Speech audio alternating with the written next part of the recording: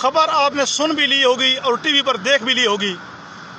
कच्चे के 70 डाकुओं ने सरेंडर कर दिया है, हथियार डाल दिए गए हैं और उन डाकुओं के आज़ाद के अंदर बहुत बड़ी तकरीब का सरकारी सतह पर इनेकाद किया गया है।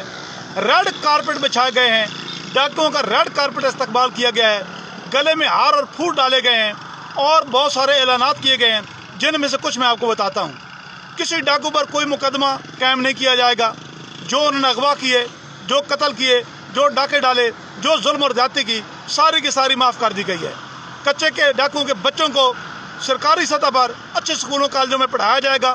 रिहाइश के लिए 5 मर्ला से लेकर 1 कनाल के मकान और प्लाट दिए जाएंगे और कच्चे के डाकुओं के घर वालों की बेनज़ीर इनकम सपोर्ट से मदद की जाएगी।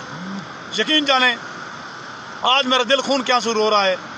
दिल करता है किसी दरिया में कूद जाऊं या किसी कुएं में छलांग लगा दूं। ये मेरे बाल सफ़ेद आप देख रहे हैं।